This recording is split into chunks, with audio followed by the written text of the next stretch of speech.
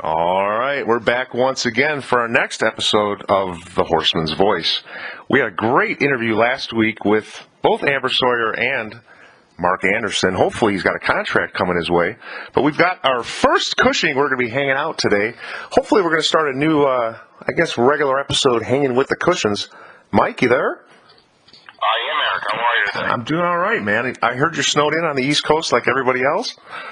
Yeah, we've had a little bit of snow, and the forecast says over the next week we're gonna get some more. But we live in ski country, so it helps our economy to have some snow in the winter. So we're getting it. Well, we interviewed your wife. Sherry got a huge response from the industry. Very, very positive. What types of things do you guys do, I guess, just to start out in the wintertime with your horses? We don't race in New England in December and January and February and sometimes a little of March. So after they get 5 or 6 weeks of pasture time, we start them back with some light work, tow behind a pickup truck, we're stable at a fairgrounds, do some work that way. We actually do some sleigh work, and then the traditional jog cart work like anybody else. But anyway, we can get some miles on them and get them built up to point towards an April start and training in full-time training in March. So we take a little break from the horses and us both take a little bit of break for a while, and we're back at it. And we just started back this week. Gotcha. So, we had an introduction back, I guess, way back in the beginning when we started our publication. I guess, what do you remember about your first introduction with the Horseman's Voice? My first introduction with it was you reached out to me, Horseman's Voice reached out to me just after I'd gotten through a pretty severe accident in a horse racing accident at Bangor back in '08. And you caught me at a weak moment with we're under sedation and you name it, but it was certainly much appreciated because it brought my incident to a lot of places that I had been in the past, or some that people had never met and never crossed paths with, that reached out to well wishers and stuff, and things like that can serve as a healing part of the healing process and speed it up a little bit to know that there are people out there that are worried about you. And I've done the same since to some people that have been through similar accidents of mine that I didn't know that.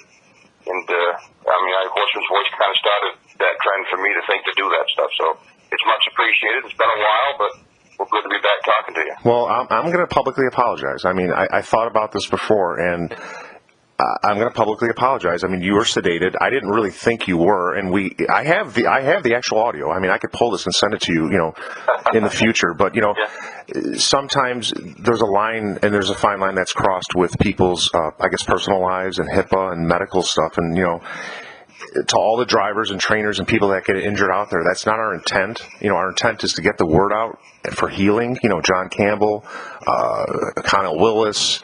I remember just a slew of people that we've helped in the industry, and that's our intention. So again, I apologize for that, but let's go and move forward.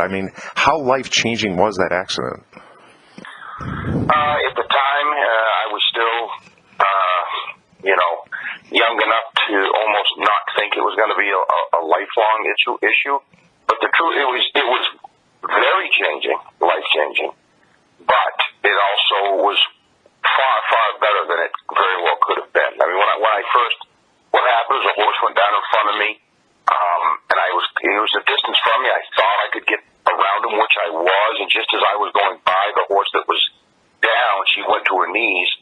She rolled sideways, and it wheeled a sulky right out in my horse's path, which I could not avoid. It launched me, and I broke 3 vertebrae in my lower back.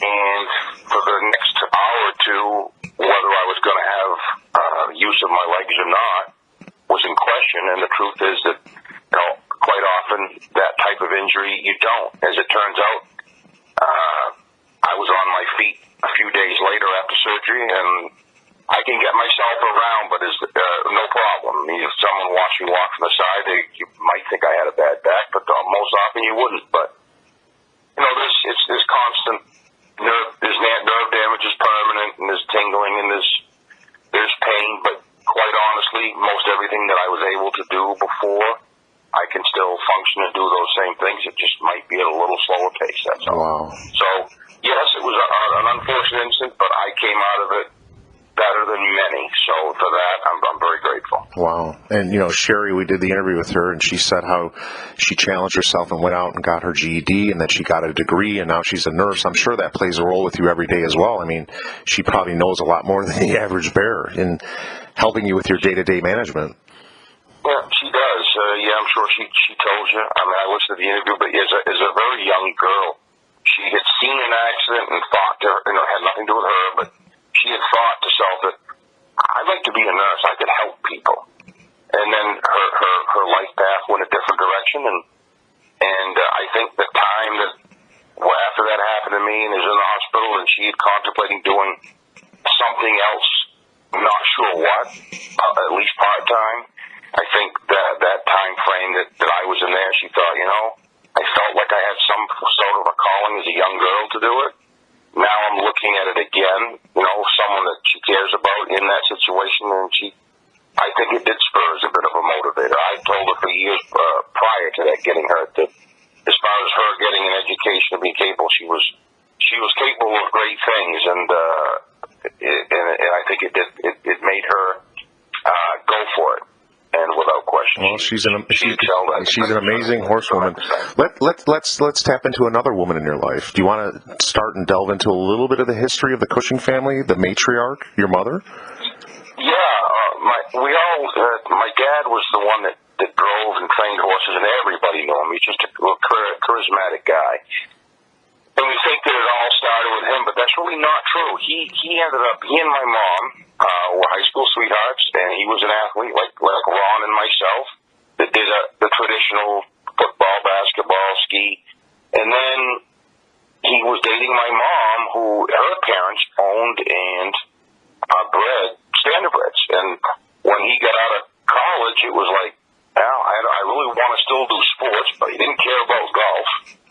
And he started helping them with the horses. And after a year or two of getting involved with it a little bit, his older brother, who you may end up speaking to again, Robert Cushing, Bob, who was 84, going to be 85 in June, still trains horses. Wow. They said, you know what, let's get into this. And they thought they'd own a horse or two. So not to cut you off or anything, but then if we look at your niece and nephew, what generation would they be? And I guess what generation would your mom be? And then what generation is your father? Is your father first generation and you're second on his side?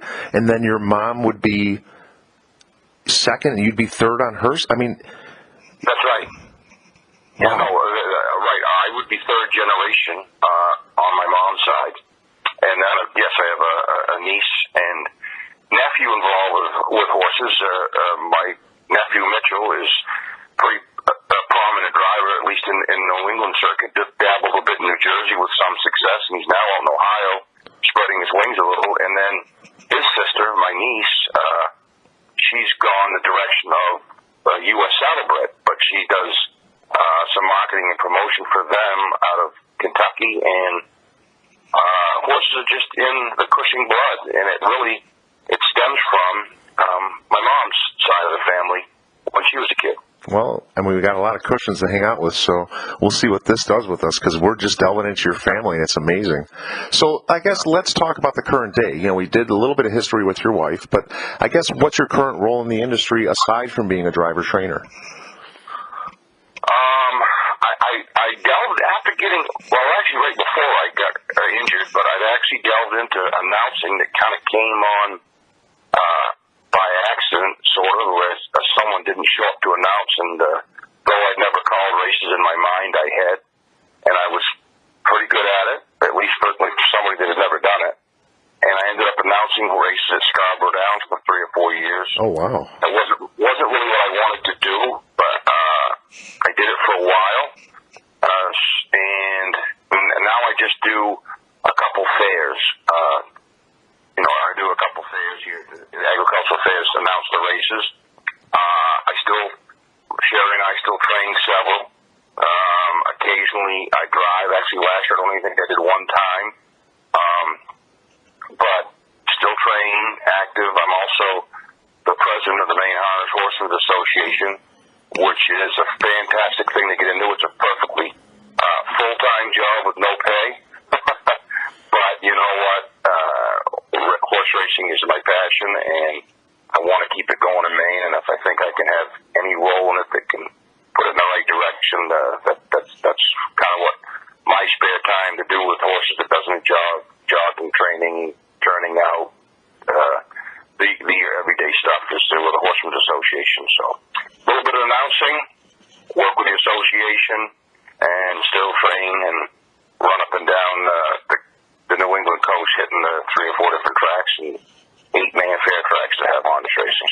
So you're aware of Amber Sawyer. What's your take, I guess, on the whole fair circuit and just the whole grassroots movement that's going on across the country with fairs? I mean, a lot of the fairs this year were closed down due to COVID, and they're trying to revamp their efforts to open up this year. And it's still, not known if a lot of these fairs will run. But I mean, what's that feeling you have, I guess, when you step into a fairground? It really, you feel the history. I liken it to this. Actually, my wife and I went for a Sunday drive today. We were driving to Windsor Fairgrounds because we were in the area, and there's some horsemen stable there, much the same the way that her and I are at Farmington Fairgrounds. Windsor is just outside of Augusta, Maine's capital. It's a fantastic fair. They go through Labor Day weekend, and they didn't have it this year. But I liken it to this, and I've never even had that asked Eric what it feels like when I pull into a fairgrounds. But I got the same feeling when my wife and I pulled into Goshen. I've been there before, but we were there a couple months ago. Is when I got out of college, I went to Michigan, where Ron, my brother, was racing at the time, and that's where Mitchell and Jessica grew up around the horses. And I'd raced a couple different commercial tracks and done some driving and whatnot. But then I went to Hazel Park. Now it's no longer racing, but Hazel Park, I said to myself after I went out through the old grandstand and the old paddock, but everything was immaculately cared for, I could tell there'd been some history there. It was like when I stepped into Fenway Park as a fan, it's like, man, this has been around for hundreds of years, and the things that have gone on here. That's right. Hazel Park felt that way to me. I could feel it. And when I pull into some of our fairgrounds, I know that it was historically Maine fairs were a big part of racing. That's right. 100 plus years ago. That's right. And some of these fairgrounds that have been well kept, I still, I'll go up to warm the horse up and climb up onto the track with the horse in the cart and say, there was some big time horsemen and big time horses that went over the surface 120 years ago. It's really a cool thing to think of. But, in Maine fairs, I've been to Michigan fairs, not Ohio, but Ohio's a great fair area. But, there's all different shapes and sizes. And the Amber's in the state where there's very little racing, and the fairs are the roots, the grassroots that she's trying to keep going. And I love that stuff. In fact, I say I do a couple fairs, and usually each fair I end up doing one that is it's basically a volunteer job, and that's because they're on the verge of can they afford to have pari-mutuel racing or the cost of putting on racing as such that I don't want to see it die. So exactly. at least five or six of us as officials will be basically working for enough to cover the cost of fuel to get there, but the big picture is keeping the tradition. That's it, keeping the tradition. These commercial tracks, these young drivers that you see, they need a minor league somewhere to start, and it's usually at an agricultural fair or a little bitty track. And you can talk from Campbell O'Donnell all the way down to Mike Cushing, and they're going to tell you that they started at some little track, usually at fairgrounds, and we need to keep those things alive for the next generation to have a playing ground to get started. I had a conversation with somebody with the Department of Agriculture in a jurisdiction I'm not going to name, and I brought up the idea of literally attacking all of the county fairgrounds in the state of Illinois from a socioeconomic standpoint and building economic development. What are your thoughts on going back to the grassroots, going back to the movement, working with local businesses, working with local media, and promoting at the grassroots level, like a guy like Ed Teefy does, with the fairs here. We have a fair that he runs every year, and he promotes and promotes and promotes, and he brings people in to buy horses. What do you think of, I guess, the economic angle of fair county racing? I think that's absolutely right, and I think some small businesses get it, some don't. But I know, I'll just speak for the local fair the town that I live in, Farmington. They race 7 days during that week, and it doesn't make sense in some respects if you're going to the race to the grandstand or as a horseman. So why are we racing Tuesday and say Monday and Thursday? Because people are working, they don't have time to come in, and you don't get the crowd. The thing that a gentleman that's a friend of mine, been a family friend for years, that's the director of racing, said, Mike, the fair realizes and the town realizes that flow of traffic, trucks, trailers, bingo, the people that work, officials that are coming there to each day are a signal. Those trucks and trailers are almost a billboard that are going through town that reminds someone else that might be on the outskirts of town that catches a sulky and trailer going by saying, "Oh, that's right, Farmington Fair is this week. I got to get over there." Exactly. Now they may not follow you directly to the track that day, but they're going to make it to the fair because it alerted them it was going on, and the local businesses, those convenience stores, fuel stations, exactly, hotels, exactly. The snowball effect of how harness racing affects the local economy it's crazy. Like for every dollar that's wagered, the study that was done not too awfully long ago, we had done here, I think 2012 maybe, but like for every dollar that is spent by a horseman or a wagered or the track, it's $7 that is spent, times that times 7. Because people left their town, fueled up, grabbed food, did this, went out to eat after. It makes a difference.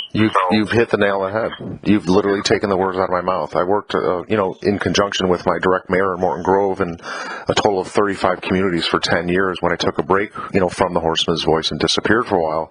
And I've learned how to promote. And I'll tell you, man, I've had events closed down due to our promotions. I've had people say, what did you do?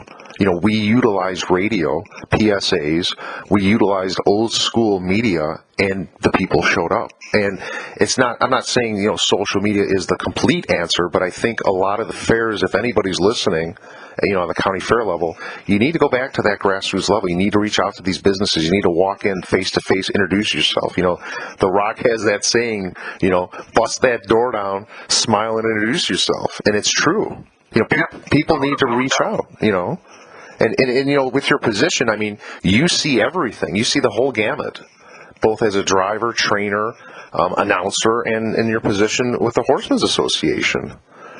But, we're running out of time. Man. We could talk for hours. Your wife was right. Yeah. But is there anybody, I guess, in the industry over the years, besides the family, that you want to give a special shout out to, that you've learned anything, or somebody that's helped you in the industry? My goodness, there's Eric, I feel terrible of the people that I left out, but I can tell you, I'm usually thinking a broad spectrum that's helped me as a trainer or the industry, or I usually think of people that everyone, say, in New England might know. But to me, there's been a few different owners that came along in my lifetime where I thought, you know what, I'm not sure I'm going to be able to afford to keep doing this.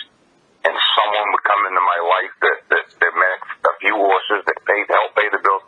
And I'm going to throw out some names. There's a gentleman named Chuck Amazon who came along when I was just starting in my early 20s that believed in me and provided me with being able to move to Michigan, move to Massachusetts, and take some horses. About the time that he financially he realized that owning a bunch of horses wasn't the way to go. And a gentleman named Brian Houston, who's up in the Bangor area, that did that. And then since then, I've moved home to where I grew up here in Farmington.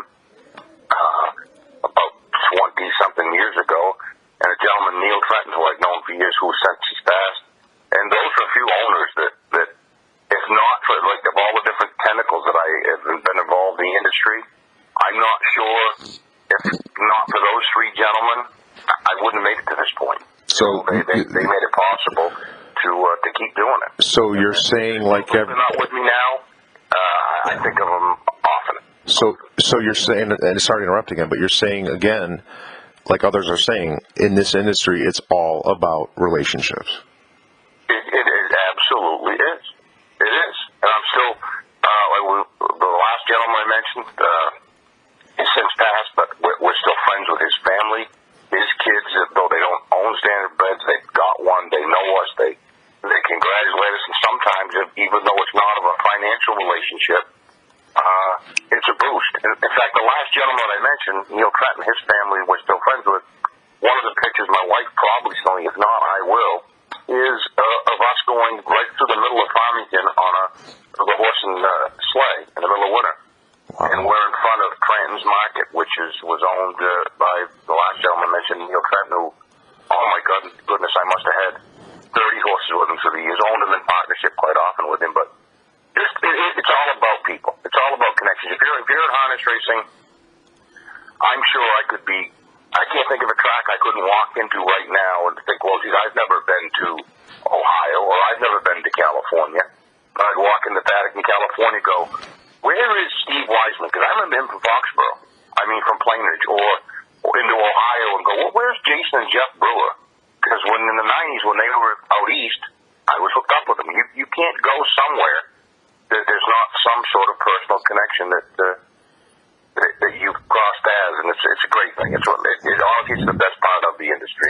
It's true. Even though we're competing against each other, we're still all on the same team. It's true. It's true horsemanship. I mean, I've heard it from a driver in the past.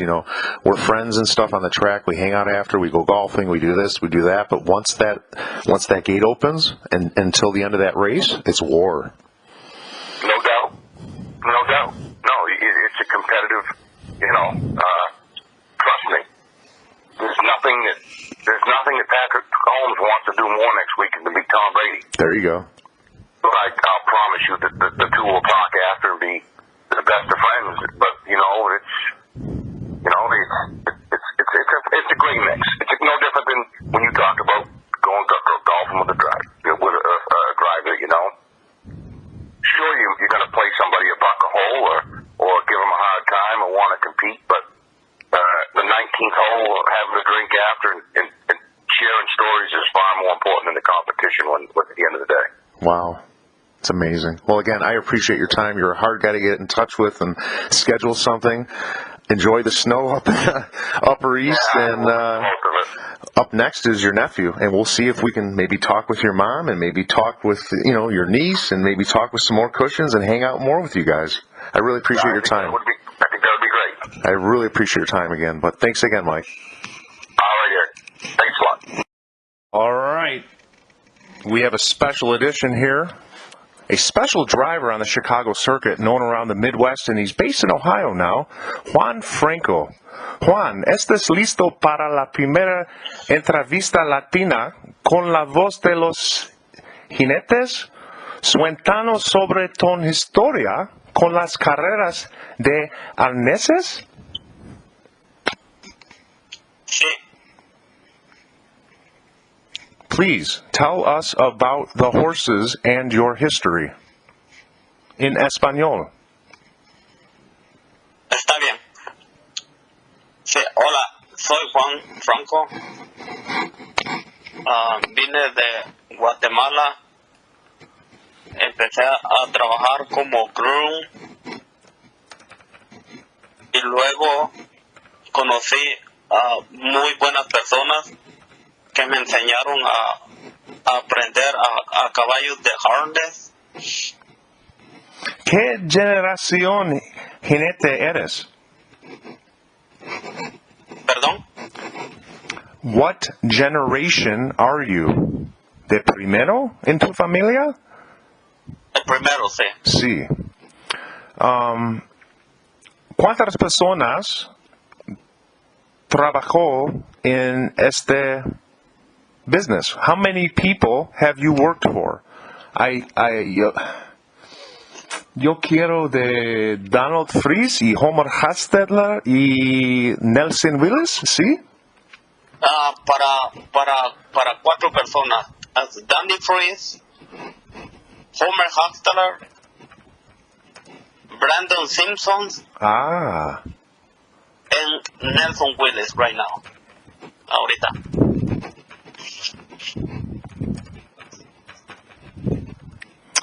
díganos lo que es ser un conductor de arnés.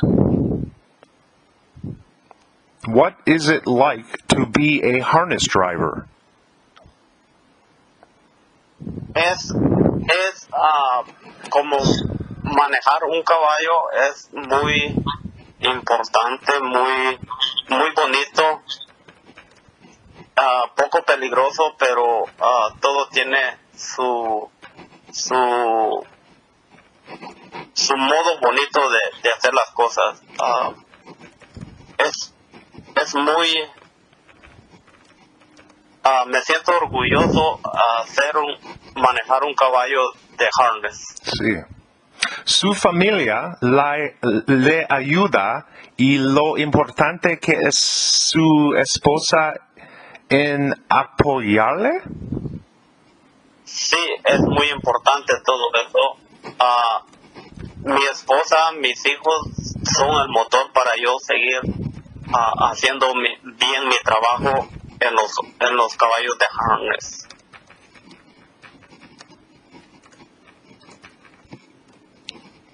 ¿Y tus amigos? ¿Qué pasa con los otros guatemalans y mexicanos y otros latinos en Chicago, en Ohio, con harness racing? What about the other Latinos, Guatemalans, mexicanos? Sí, es muy bonito con todos los latinos cuando ven a alguien que se superó mucho en los caballos de harness en la carrera, como yo, siendo corredor. Se siente muy bonito cuando le dicen, Juan, estás haciendo muy buen trabajo, Juan, estás haciéndolo todo bien, o se siente hermoso. ¿Qué pasa con los guatemalans, con los caballos? ¿Por qué son todos tan buenos con los caballos, señor? De guatemalans. ¿Qué pasa? ¿Qué pasa? Tú estás muy bueno con los caballos de otros latinos. Sí, muy bueno por el motivo de que nacimos en rancho. También mexicanos son de rancho. Hay puertorriqueños, costarricenses de rancho, y pues todos los que nacemos en rancho, pues nacemos y crecemos junto con caballos. Entonces, pues eso nos da la oportunidad de venir a trabajar aquí en América, en los caballos, y hacer todo el trabajo muy bien. ¿Qué pasa con el respeto que los otros pilotos y entrenadores muestran cuando compites? Por favor, dignados. Sí, hay todos los competidores, corredores, entrenadores, todos están así como separados, pero en cuanto yo estoy haciendo algo bien, siempre hay respeto entre ambos corredores, y también mucho respeto de mí para ellos, porque son muy buenos también.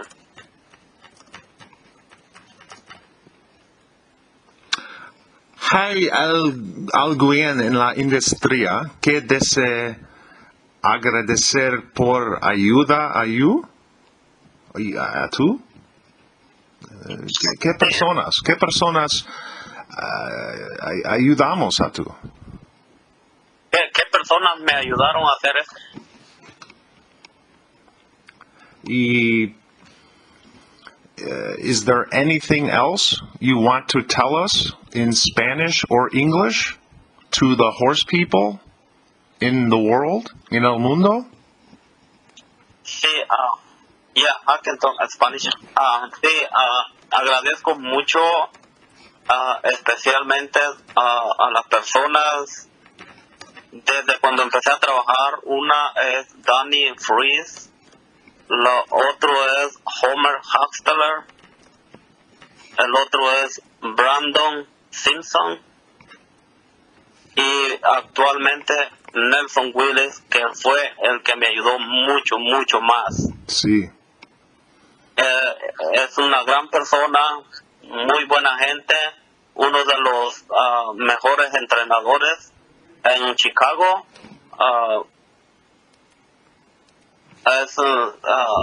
Se siente muy bonito para trabajar en todo esto.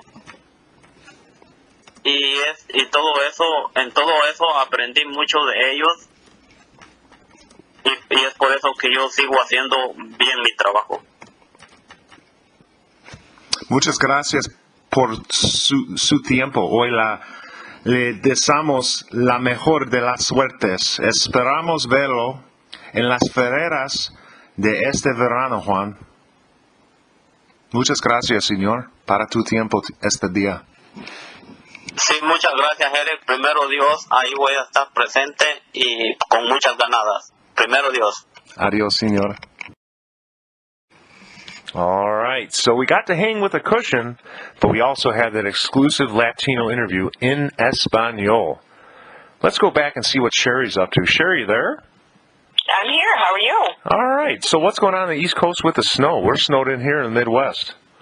Well, we got a good, foot to probably 16 inches. We're doing pretty good here. Well, snowmobile country and skiing, we actually appreciate it. Yeah, Mike was saying that earlier. You're going to start doing some sleigh rides with them, or what?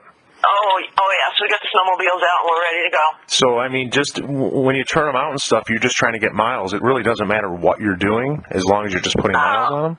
We got trails that we go up to Rangeley, and it's almost like going down the highway. The trails are absolutely groomed and beautiful, and we just enjoy it. Wow. It takes the day. We're dressed for it. We got great winter gear, and we have a blast. Excellent. So let's talk about some of the feedback. We're introducing some new concepts in the industry worldwide. We just did our first Latino interview that's going to go probably to other planets. But what types of feedback have you been getting from your first interview, and what are the other horsewomen in the industry saying? Oh my goodness, my phone was blowing up. Everybody was congratulating me. They didn't really realize how much went into it. And it's not just the horsemen, but it's just not just the industry, but just friends in general that didn't even know it, even my nurse friends. I mean, it's getting out and people are enjoying it, and there's a lot of positive feedback for it. So we'll give our little secret. For those that don't know, Ryan knows this. When you tap on a Facebook link and it goes to a YouTube link, it doesn't register. So for those that are a little confused, when you see low hits on somebody's YouTube link, it's done on purpose. We really don't know how many people are listening to these things, but I guess, what other women, in the industry would you recommend to be interviewed by the Horseman's Voice? Like, what other drivers are out there that you think would want to, let their voice be heard? Oh my goodness, there's so many women drivers that are out there that are unbelievably great. Kelly Case for being one of them, Walter Case's sister. She's dominated races throughout the years. Valerie Grondin, she's an amazing driver. Veronica Merton in Monticello, she holds her own. There's quite a few of them that do really well, and just those three alone in particular that I know personally, they can outdrive most of the men. So we've interviewed some other marshalers. We talked to Missy, who's literally a extraordinaire in what she does, and Chris Gooden taking all those photographs and videos and what have you. She definitely is. So let's just delve into the other aspect of you in the industry, because people knew you as a marshaler, but they don't really know that much about your driving. Do you want to get into your driving history? Sure. Sure. I mean, I've been driving since 1990, on and off. I mean, obviously I was marshaling throughout the years too, so I had to kind of pick and choose my days that I drove. I drove in all the amateurs yearly, and I think I won every year. I drove in a lot of the women races, and I did very, very well in those as well. I mean, I'm just looking at the trophies that I have on my counter. I think I have 20 of them that I'm looking at just for, you know, those kind of in particular races. You know, I really enjoyed it. And because I was marshaling, I had to pick and choose when I was in New York when I could drive because, you know, I mean, obviously I was marshaling and I couldn't drive the whole card. So, but the horses that I did pick and choose, 90% of the time I would, you know, cross the finish line in the top three anyway. And I really enjoyed it. And the horses that say, you know, nobody wants to get on a horse that you just won with the week after, so I would have to, you know, jump on the horse the week after and drive him again, and I have a couple of them where I won like 4 weeks in a row, and you know, and then maybe another driver would jump on and after I'd say finish second and say, well, you know, I have to go back to my marshaling duties. But no, not just Monticello, but I mean, just, you know, because I'm from New York, I mean, I raced New York, New Jersey, you know, Saratoga, Yonkers, Meadowlands, and then up the East Coast, you know, from Plain Ridge back at Rockingham, and now Maine, you know, I mean, and even, did I mention the Meadowlands? Yeah, the Meadowlands too. I mean, I've raced up and down pretty much the East Coast. Now, are you talking as matinee races with other women? Are you talking as a P license, oh, no. full license? My A license. No, I got my A license back in '95 with a horse named Hosiery Fragman and Sherman N. And, you know, I just drove them pretty much week after week and, you know, eventually just went from my P to my A, and I can only, there again, I can only drive so many races a year because I had the marshaling duty. So, you know, some of the women that you mentioned earlier, we're going to start to tap into some of your contacts. We actually have a little bit, and we're going to see some of these women actually be interviewed by us exclusively. But let's talk about, like, some of these top drivers. Like you said, Kelly Case can beat anybody on the track. I mean, what is it about you guys? Like, what type of style or what's the difference that you guys have? Is it your hands? Is it how you handle the horse? Like, just looking, I guess, between you and Kelly and some of these other top women drivers, like, is there something different or is it just the same? I don't know. I think some of it is because we just have that gump to win. We want to win out there, and you know, we're very competitive out there. So somebody like Kelly Case or Valerie, myself, we like to go out there, and you know, the guys respect us out there because they know us and they know that, you know, we're just out there to, you know, we're safe, which is another thing, and you know, we're smart. You know, we know who's out in the race, who the best horses are. You know, when we should pull, when we shouldn't pull, if we should leave, shouldn't leave, you know, and, you know, it's, honestly, we're treated like we're one of the guys out there, and it's a respect issue, and, you know, and if the race unfolds, you know, the way it should, and if we're one of the favorites, you know, we're definitely someone that, you know, they have to worry about in the race because, you know, we're just, you know, I guess you can say as talented as they are in the race. We might not drive as often, but, you know, we still have, like you said, the hands and the competitiveness. You know, besides your husband and other family members in the Cushings, you know, being, I guess, 4th and 5th generation on all levels, you know, with the current generation, is there any other trainers out there, I guess, that have given you opportunities to drive that you want to give a shout out to over the years? Oh my goodness, there's so many. I couldn't even mention them all throughout the years, but more so when I came to Maine, because when I was in New York, I raced mostly my own horses. I would race a couple of others, but when I moved to Maine, I was more of a full-time driver because I had given up the marshaling gig, and that was back in 2006, 2007, and from that point until I went back to school in 2010, I mean, there was one year that I probably had, you know, 60 wins and, I don't know, 400 tries, and I was doing really well. I think at Farmington Fair Week, I think I ended up with 13 wins out of 20 starts. I mean, I was really doing really well. Mike's dad, Rick Cushing, he was definitely one of my biggest fans, and a lot of his owners, Phil Cody, Jack Novia, Craig Jordan is one of our owners, and then, you know, a lot of the trainers up here as well. There's just too many to name, but, you know, I was pretty much in every race, especially at Bangor Raceway, throughout the day, and I was definitely holding my own. Well, we're running out of time, and we're all snowed in. We really appreciate your time once again, and we're just going to tease everybody for next week. We've got 3 people that we got set up. Hopefully it all comes through. And again, we wish the Cushings the best, and we look forward to hanging out with some more Cushings in the future. Thank you again for your time. Well, thank you so much. Have a great day.